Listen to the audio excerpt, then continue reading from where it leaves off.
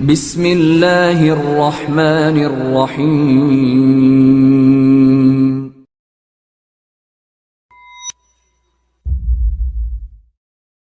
Assalamualaikum warahmatullahi wabarakatuh. Alhamdulillah wassalatu wassalamu ala rasulillah wa ala alihi wa sahbihi wa mawala. Pemirsa ANB Channel dan kaum muslimin dimanapun Anda berada, Alhamdulillah kita bersyukur kepada Allah subhanahu wa ta'ala atas hidayah yang Allah berikan kepada kita sehingga kita menjadi seorang muslim ahlu sunnah. Dan di kesempatan kali ini saya ditemani oleh salah seorang da'i yang beliau dulu sempat menjadi pejuang ya, dalam Islam Jamaah, Ustaz. Bahkan termasuk salah satu di antara kelompok Islam Jamaah di Indonesia, bahkan termasuk di antara dai senior dalam komunitas ini. Beliau adalah Al-Ustadz Khalil Bustami LC, hafizahullah ta'ala. Assalamualaikum Ustaz.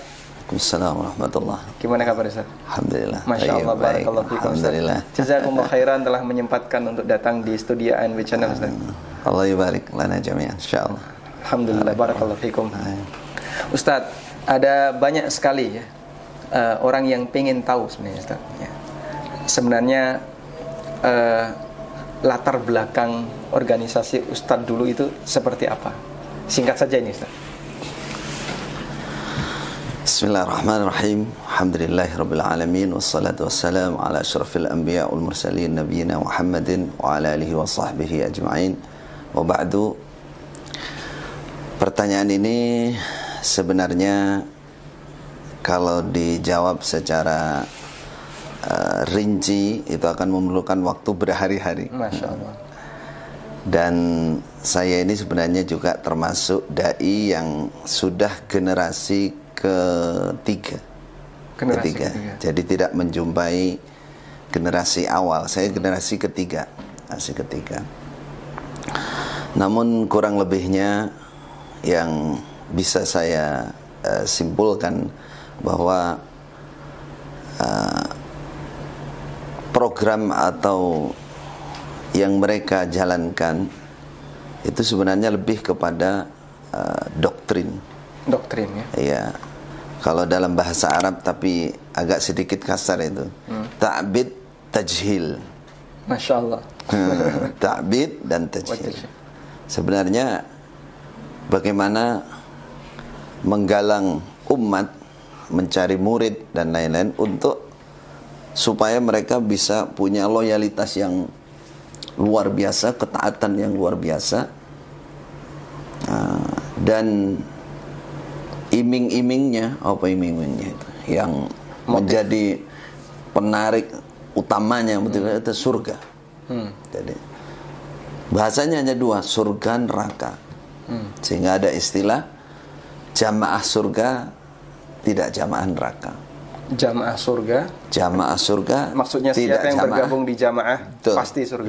Pasti surga yang tidak neraka.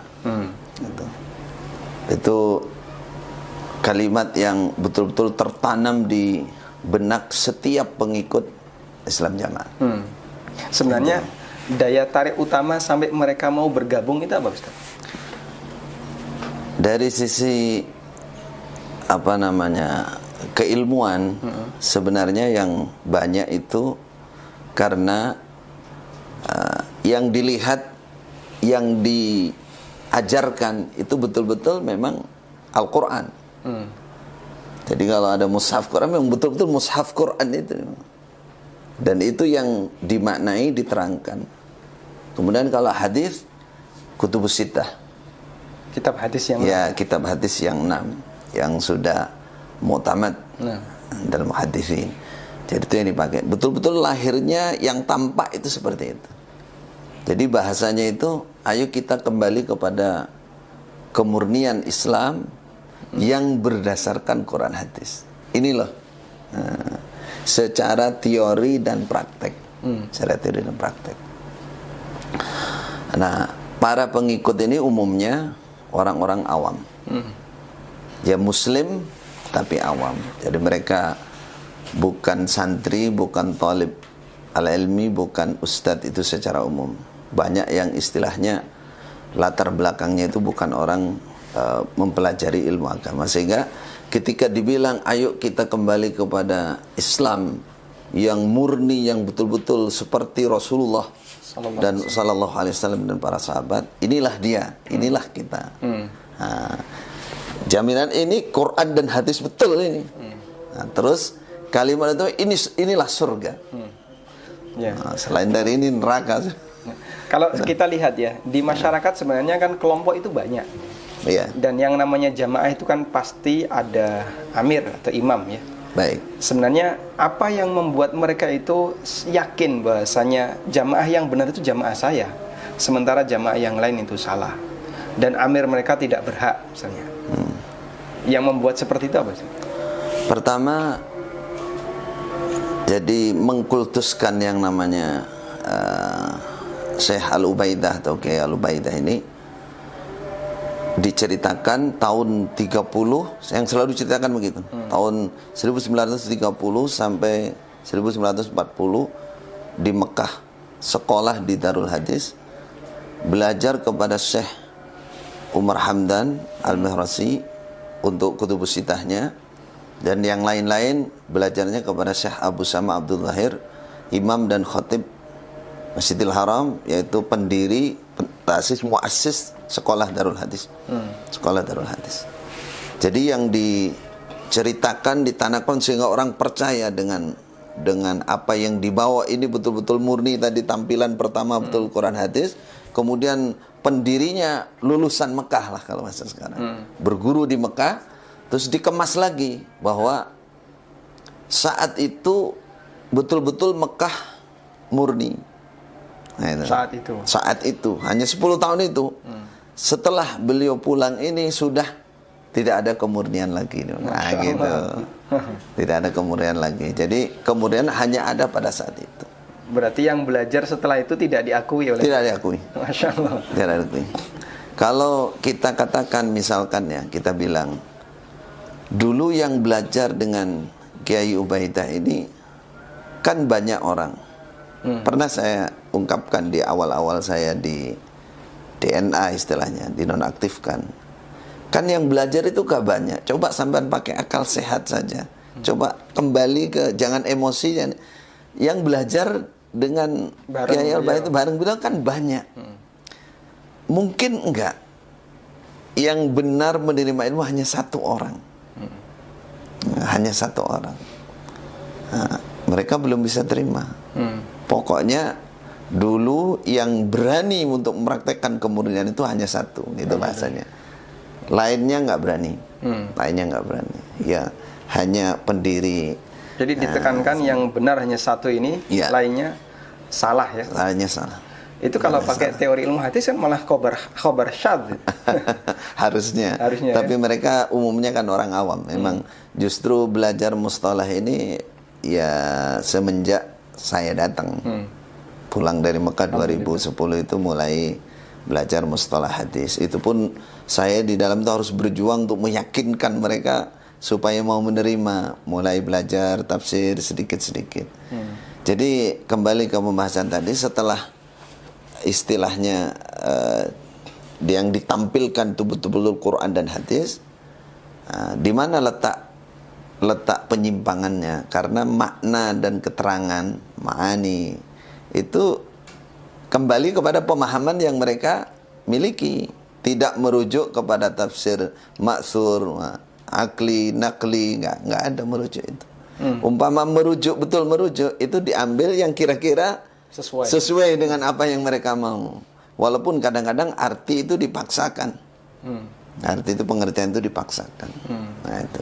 Ustadz pernah menjumpai ada satu ayat atau apa yang jelas-jelas itu disimpangkan? Banyak sekali.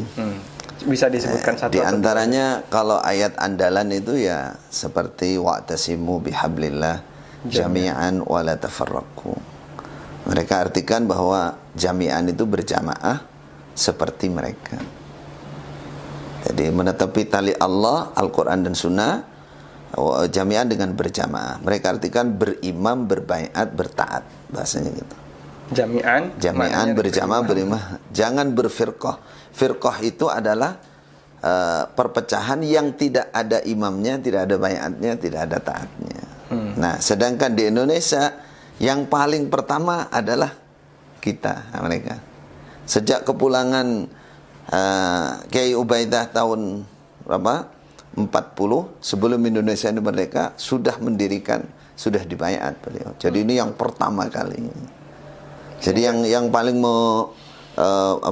doktrin yang paling dalam untuk keabsahan itu mereka katakan inilah yang paling pertama di Indonesia. Masya Allah. Nah, itu kalau kita gunakan pertimbangan undang-undang di Indonesia, ini kan termasuk di antara bentuk pemberontakan ya. Karena mengakui ada pemimpin selain presiden yang sah di negara. Sikap pemerintah sendiri kalau dilihat kelihatannya memberikan toleransi untuk keberadaan kelompok ini. Kalau umumnya yang saya katakan saya kan generasi ketiga dalam Daiman. Mereka membahasakan bahwa bahasanya gini, cara Jawa. Jamaah iki dudu negara. Oh gitu. Bapak imam itu dudu raja. Itu bahasanya gitu. Jamaah ini bukan negara dan memang secara umum pemahaman mereka itu seakan-akan zaman Rasulullah, zaman sahabat dan seterusnya itu bahwa orang menetapi agama itu bentuknya seperti ini gitu. Jadi ngaji Quran, ngaji hadis, kemudian ada imamnya berbayar bertaat. Kayak gini, tidak ada kaitannya dengan negara. Mereka katakan begitu, sehingga dalam nasihat bulanan yang tertulis itu dalam pembukaan pasti itu ditulis ini urusan agama. Adapun masalah kemasyarakatan, keduniaan dan kemasyarakatan, kita sebagai warga negara Republik Indonesia begitu tulisannya. Jadi secara umum mereka tidak ngerti apa itu khilafah. Bahkan yang jadi imam pun wakil-wakilnya mereka nggak ngerti apa itu khilafah. Nggak paham dan nggak punya niatan tujuan ke sana, walaupun dalam praktek ya betul-betul mereka ditaati sebagai ulil amri bahasanya. Jadi kalau dikatakan ya ayyuhalladzina amanu ati Allah ati Rasul wa ulil amrinya para imam itu. Bukan ulil amri yang berkuasa yang seperti kita pahami umumnya Ahlussunnah wal Jamaah, bukan. Mereka punya arti sendiri. Jadi ayat-ayat itu mereka belokkan sesuai dengan keinginan dan menguatkan apa yang ada pada mereka. Masya Allah. Wa tasimu bilillah, terus ulil amri ini mereka imam mereka yang bergerak jadi ulil amri. Kemudian Ustaz, dari sekian banyak para ulama yang mereka ikuti, pengurus, maksud saya adalah penulis Kutubus Sittah ya. Tentu Kutubus Sittah itu kan punya guru ya. Baik. Mereka mengakui nggak, misalnya gurunya Bukhari ada Imam Ahmad, ada Abdurrahman bin Mahdi atau yang lainnya? Ya. Baik, yang menjadi masalah itu karena mereka nggak mengenal itu semua.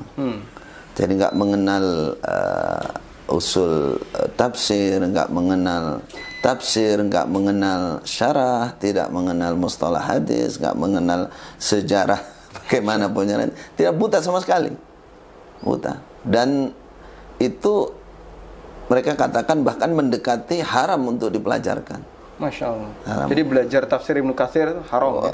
Itu kitab karangan mereka katakan. Sebutnya tidak kitab bisa. Karangan. Iya, jadi tidak murni lagi. Bukan kemurnian. Jadi mereka nggak kenal usul tafsir itu apa, nggak kenal bagaimana tafsir itu terbagi dua, ma'thur, ma'qul, nggak tahu, nggak kenal. Jadi karena tidak mengenal inilah sehingga mereka nggak membicarakan bagaimana gurunya Bukhari, nggak ada sama sekali, sama sekali. Atau coba bisa ditegaskan nggak Ustaz? Mereka mengakui 4 mazhab itu? Inilah yang juga menjadi sorotan utama. Bahkan imam mereka yang sekarang baru aja sudah banyak kan di medsos mengatakan bahwa imam 4 itu jahiliyah semua. Masya Allah. Jadi masalahnya itu karena mereka nggak mengenal sejarah fikih, yang nggak mengenal apa itu fikih. Bahkan dulu kan saya katakan generasi ketiga ya. Saya bertemu generasi pertama, masih ada salah satu sesepuh itu, dia meyakinkan kepada para penerus ini bahwa fikih itu sampai bahasanya ini, fikih itu pepek tu ringkih. Sampai gitu bahasanya. Jadi itu sesuatu yang harus dibuang gitu. Itu kitab karangan yang menyesatkan. Tuh, jadi setelah saya pindah belajar di Mekah, Masya Allah betapa jauhnya saya ini dari keilmuan lah istilahnya. Jadi betul-betul tadi saya judulnya ta'bid dan tajhil. Ta'bid wa tajhil. Wa tajhil. Pembodohan umat memang. Baik. Baca. Alhamdulillah. Pemirsa yang dimuliakan Allah Subhanahu wa taala, kita layak bersyukur dengan hidayah yang Allah berikan kepada kita sehingga kita mau mengenal, mau belajar, terbuka ya. Tidak terputus, tidak hanya terbatas pada satu komunitas tertentu, tapi kita juga mengenal penjelasan dari A, B, C dan seterusnya. Dan salah satu di antara sifat mukmin yang dipuji oleh Allah adalah alladzina yastami'una al-qaula fayattabi'una ahsana. Dia mendengar pendapat dan dia berusaha untuk mengambil, mengikuti apa yang paling tepat. Dan Ustadz Khalil ini termasuk salah satu di antara dai yang kemudian membuat, boleh saya sebut terobosan baru. Mungkin. Sehingga beliau di DNA istilahnya. DNA non-aktifkan. Kalau sekarang sudah bukan. Non-aktif itu sekali. Terus ada maklumat 1, 2, 3, habis itu murtad, dimurtadkan. Masya Allah. Dulu turun SP1, SP2. Semacam itulah. Maklumat 1, sekarang sudah dimurtadkan. Sudah murtad. Dan sebenarnya akidah itu masih ada, Ustaz? Pertama yang perlu kita jelaskan bahwa mereka itu tidak mengenal ilmu akidah. Bahkan kata-kata tauhid itu alergi. Kalau kita tanyakan kenapa Anda ngaji Sahih Bukhari Kitabut Tauhid, itu mereka bingung jawabnya. Jadi kalau kita menyebut tauhid gitu, kesalahan saya dan teman-teman yang paling besar yang mereka istilahnya jadikan hujah untuk memurtadkan itu tadi, bahasanya gini, karena Syekh Khalil itu, Ustadz Khalil itu dan kawan-kawan mementingkan tauhid, tidak mementingkan jamaah. Nah, kan, ya. Jadi saya katakan memang tidak ada pelajaran tauhid, tidak ada pelajaran akidah, sehingga mereka tidak mengenal apa itu akidah. Yang harus apalagi bicara akidahnya Ahlussunnah wal Jamaah berbeda, enggak mengenal sama sekali. Karena mereka tidak mengenal apa itu akidah, akhirnya mereka punya akidah sendiri. Punya akidah sendiri, tidak terasa. Perasaan mereka itu ya itulah akidah gitu. Jelas semua yang dia iya, betul. Jadi intinya berjamaah, ada imamnya, berbaiat, ada taatnya, mengikuti kegiatan yang sudah mereka ijtihadi. Masya Allah. Gitu. Ya itulah agama. Itulah agama. Lebih mementingkan tauhid daripada jamaah. Sehingga mereka berjamaah untuk anti tauhid. Ya, betul. Walaupun tidak ngomong gitu, dalam prakteknya ya seperti itu. Ya memang gini. Jadi memang karena saya ini berangkat istilahnya dari keluarga, dari keluarga. Dan saya kecil di sana. Dari kecil saya dari usia SMP saya sudah jadi ustadz. Jadi lulus SMP itu saya di pondok pusatnya sana, saya sudah jadi ustadz walaupun bacaannya, bacaan. Jadi setelah itu berapa tahun, 4 tahun saya ke Mekah.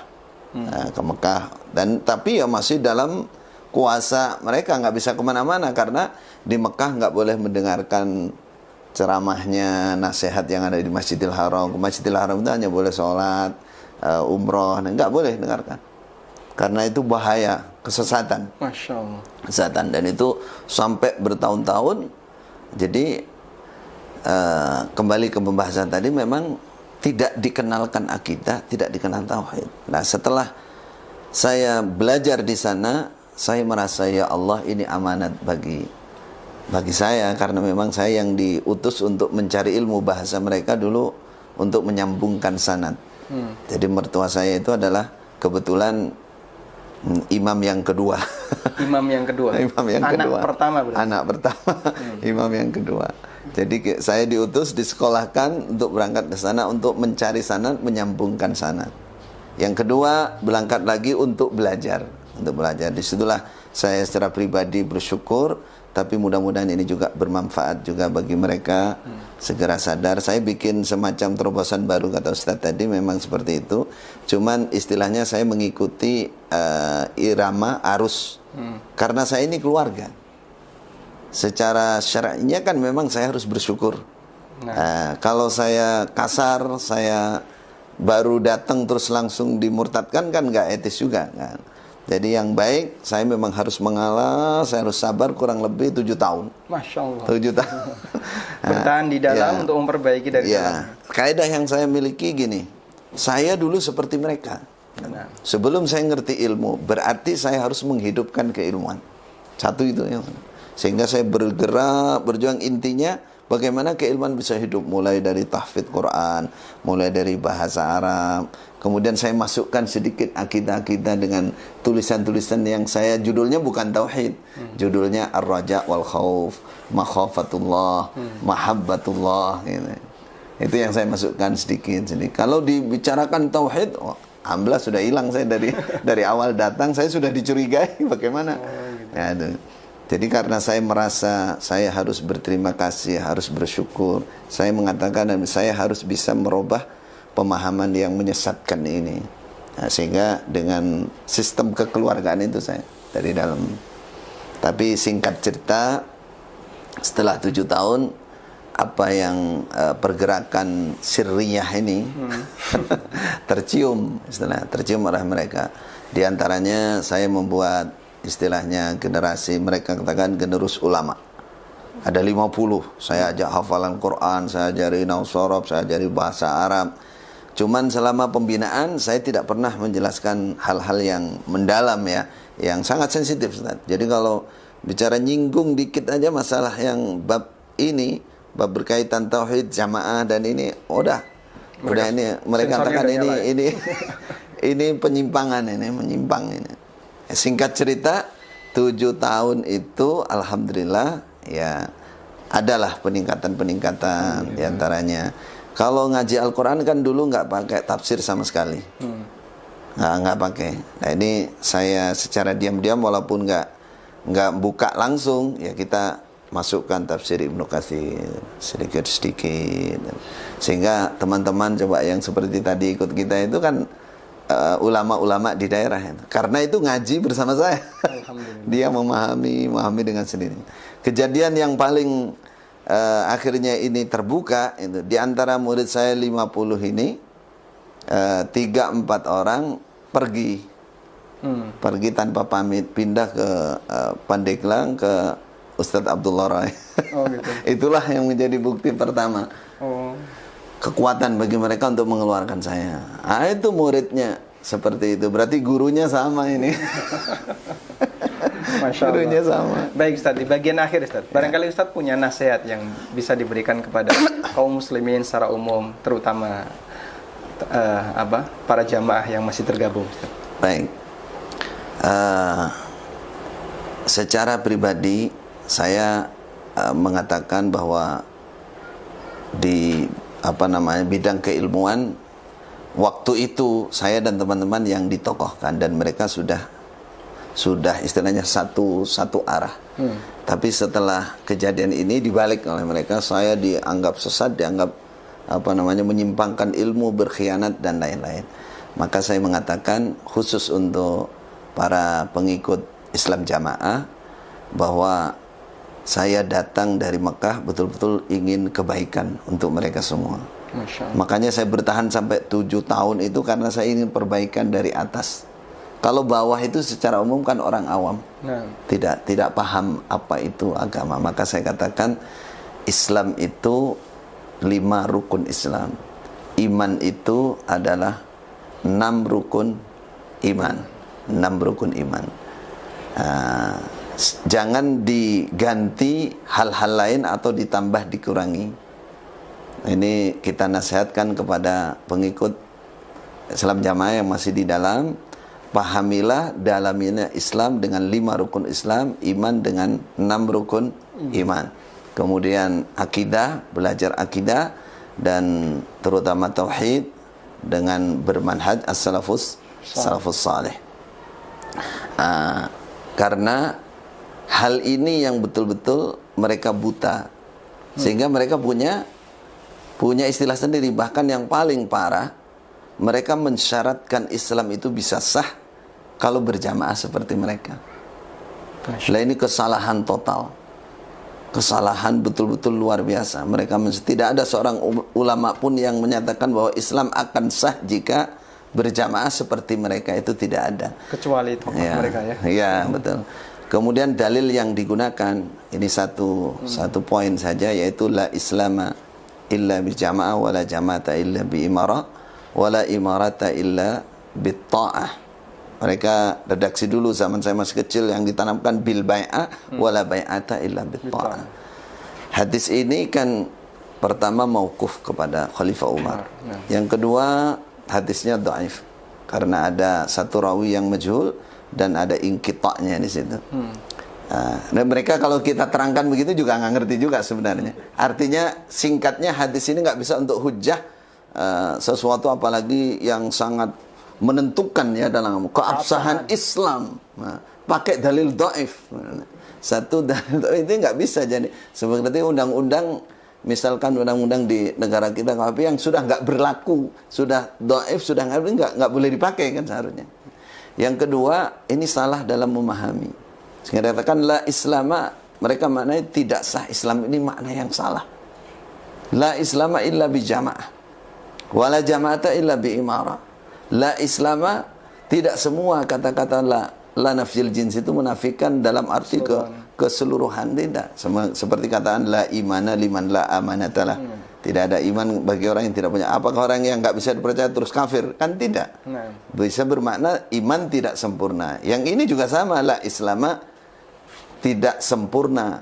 Islam bisa bermakna begitu. Tapi kalau kita lihat siyak dan sababul wurud hadis ini kan riwayat ini kan diucapkan oleh Khalifah Umar ketika Islam sudah jaya dan banyak sekali mendapatkan kemenangan, sehingga kesannya kemungkinan besar dari yang dimaksud dari ucapan Khalifah Umar ini, beliau mensyukuri bahwa Islam kita ini menjadi jaya, menjadi menang karena adanya persatuan, kan gitu kan? Nah, harusnya kan gitu. Enggak, mereka tidak sah Islam kecuali berjamaah seperti kami ini. Kemudian wala jama'ata illa bi imarah. Saya mengingatkan kepada teman-teman yang pernah berguru kepada saya, ya, seluruh Indonesia bahkan luar negeri, ya, bahwa makna ini salah. Yang kedua ini lebih parah lagi. Wala jama'ata illa bi imarah. Tidak sah orang berkumpul berjamaah kecuali adanya imarah, amir. Nah, mereka memahami amir ya amir yang ada pada mereka. Maka kita katakan coba buka hati, buka pikiran, kembali ke akal sehat. Kita katakan yang bersabda ini siapa yang mengatakan? Kan Khalifah Umar.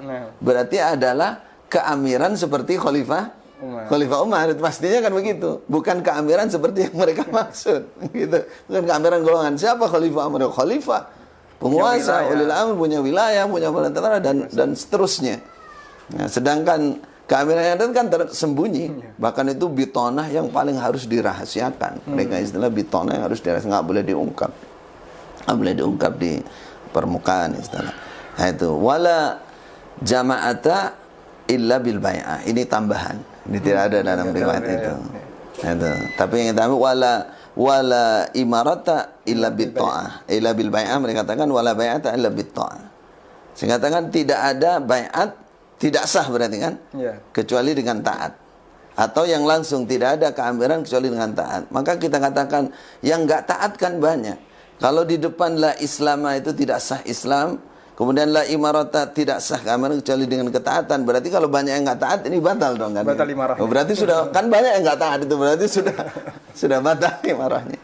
Nah, maka pesan kami, ya, nasihat kami kepada khususnya Islam jamaah, kembalilah kepada Islam yang sesungguhnya, mengenali 5 rukun Islam, iman yang sesungguhnya mengenali 6 rukun iman, dan kembali kepada Al-Quran dan Sunnah dengan pemahaman yang benar. Betul. Dengan pemahaman yang benar. Bagaimana pemahaman yang benar? Pemahaman yang merujuk kepada tafsir-tafsir yang sudah mu'tabar, sudah dikenal, di dalamnya memuat misalkan bagaimana mufassir dari para sahabat seperti Ibnu Abbas, kemudian para tabi'in, Mujahid, Dada dan lain-lain.